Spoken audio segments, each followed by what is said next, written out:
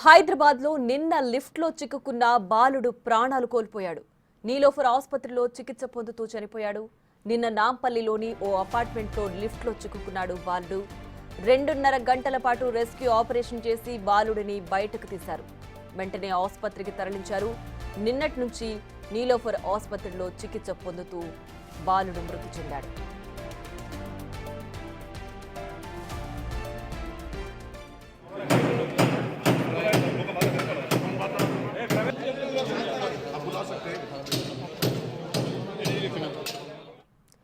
ఇక నిన్న హైదరాబాద్ నాంపల్లి ఓ అపార్ట్మెంట్ లో లిఫ్ట్ లో చిక్కుకున్న బాలుడు అతి కష్టం మీద అటు వైద్యులు, పోలీసులు, డిఆర్ఎఫ్ సిబ్బంది అంతా కూడా సంయుక్తంగా కలిసి బాలుడిని లిఫ్ట్ నుంచి బయటకు తీసినప్పటికీ నీలోఫర్ ఆసుపత్రిలో చికిత్స పొందుతున్నాడు. అయితే చికిత్స పొందుతూ బాలుడు ఇవాళ మృతి చెందినట్లుగా కూడా తెలుస్తోంది.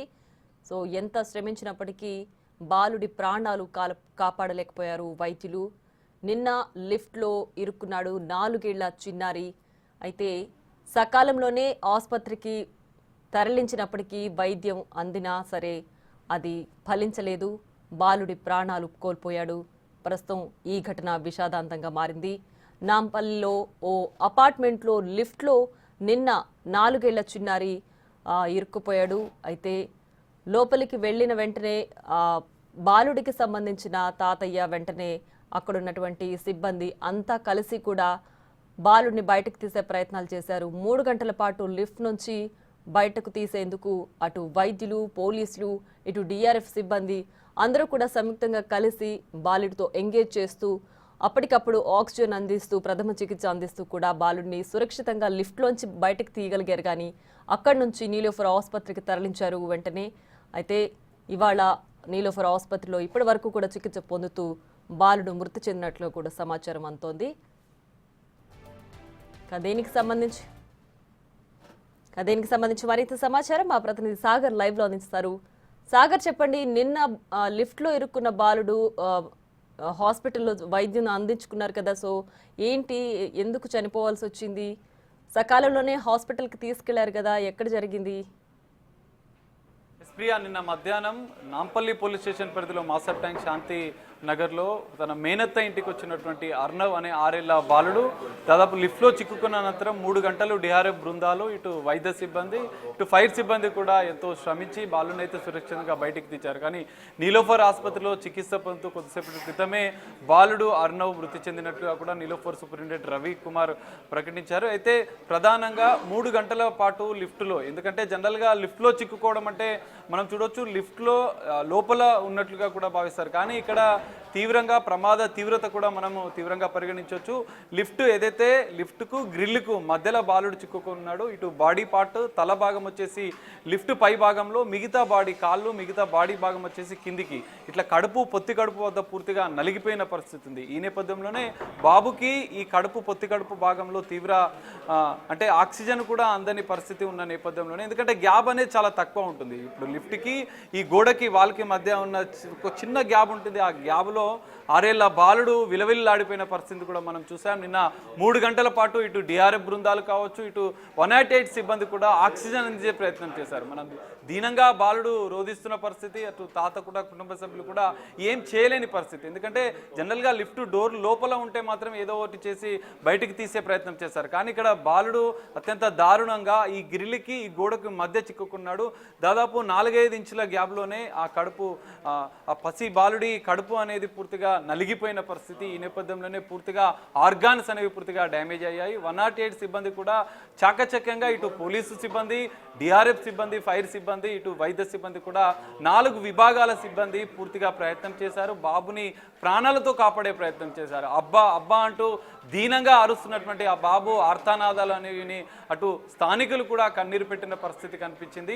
3 గంటల పాటు ఆయన ప్రాణాలతో కొట్టుమిట్టాడిన పరిస్థితి. 188 సిబ్బంది కూడా ఆక్సిజన్ పంపించే ప్రయత్నం చేశారు. బాలుని సురక్షితంగా ప్రాణాలతో కాపాడాలని చెప్పి ఇటు 4 విభాగాల ప్రతినిధులు కూడా ప్రయత్నం చేశారు. ఎంత ప్రయత్నం చేసినా చివరకు హాస్పిటల్కి తరలించిన అనంతరం 3 సర్జరీలు చేశారు. దాదాపు 4:30 గంటలకు సమయంలో ఇటు 188 సిబ్బంది, పోలీసులు వెంటనే నీలోఫర్ ఆసుపత్రికి తరలించారు. ఇటు అబ్డామిన్కి సంబంధించినటువంటి సర్జరీతో పాటుగా పొత్తి కడుపులో బాలుకి సంబంధించిన సర్జరీని కూడా చేశారు. కానీ ఆర్గాన్స్ డ్యామేజ్ అయినాయి. ఆక్సిజన్ పూర్తిగా మెదడు మెదడుకు అందకపోవడంతో ఇటు లివర్ కావచ్చు, కిడ్నీస్ కావచ్చు, లంగ్స్ కావచ్చు పూర్తిగా డ్యామేజ్ అయిన పరిస్థితి.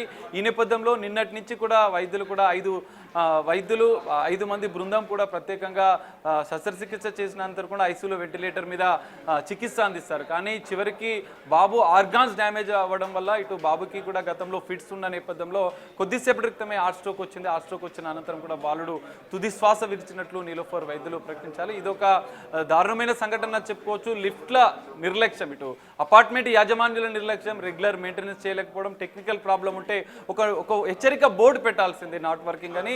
ఘటనలు జరుగుతున్న తర్వాత ఇటు అపార్ట్మెంట్ యాజమానులే కావచ్చు, ఇటు ప్రభుత్వ అధికారులు కూడా కొంత నిర్లక్ష్యం మనకు కనిపిస్తుంది. అపార్ట్మెంట్ నిర్వహణ లోపం, ఇటు లిఫ్ట్ నిర్వహణ లోపం కూడా ఖచ్చితంగా ఇక్కడ కనిపిస్తుంది.